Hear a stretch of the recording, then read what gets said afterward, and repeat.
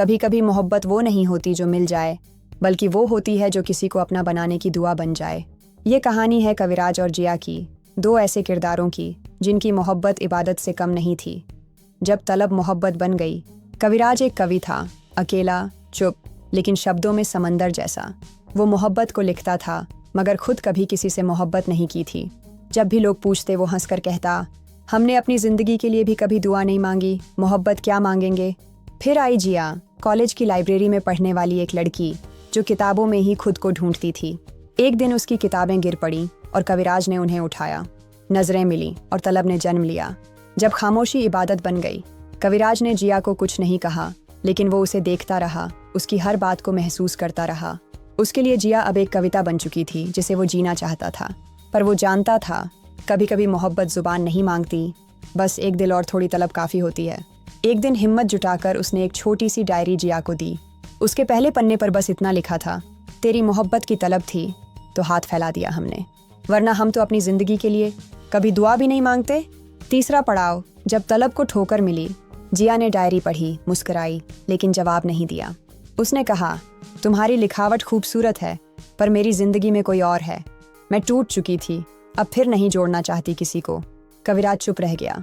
उसने कोई सवाल नहीं किया, कोई शिकवा नहीं किया, बस खुद से एक वादा किया, अगर मोहब्बत तलब है तो अब ये तलब खुदा की इबादत बनकर पूरी होगी।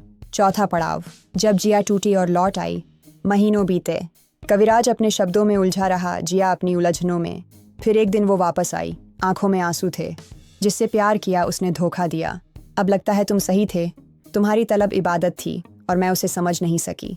कविराज ने उसकी ओर देखा और बस इतना कहा, तेरी मोहब्बत की तलब आज भी वैसी है, तेरे आंसू अब मेरी दुआ बन चुके हैं। मैंने आज भी अपने लिए नहीं, तेरे लौट आने की दुआ की थी। पांचवां पड़ाव, जब मोहब्बत मुकम्मल हुई। अब जिया और कविराज साथ थे।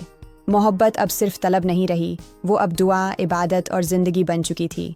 जिया ने एक दिन कहा, तुम्हारी मोहब्बत ने मुझे वो एहसास दिया जो मैंने खुद से भी कभी नहीं मांगा था।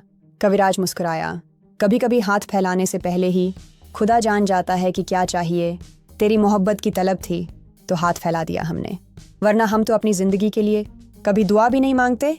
ये कहानी उस मोहब्बत की है जो मांगी नहीं जाती, बस महसूस की जाती है। वो जो इबादत बन जाए और हर टूटे हुए दिल को जोड़ दे। कभी कभी मोहब्बत वो नहीं होती जो मिल जाए, बल्कि वो होती है जो किसी को अपना बनाने की दुआ बन जाए। ये कहानी है कविराज और जिया की, दो ऐसे किरदारों की जिनकी मोहब्बत इबादत से कम नहीं थी। जब तलब मोहब्बत बन गई। कविराज एक कवि था, अकेला, चुप, लेकिन शब्दों में समंदर जैसा। वो मोहब्बत को लिखता था, मगर खुद कभी किसी से मोहब्बत नहीं की थी। जब भी लोग पूछते वो हंसकर कहता, हमने अपनी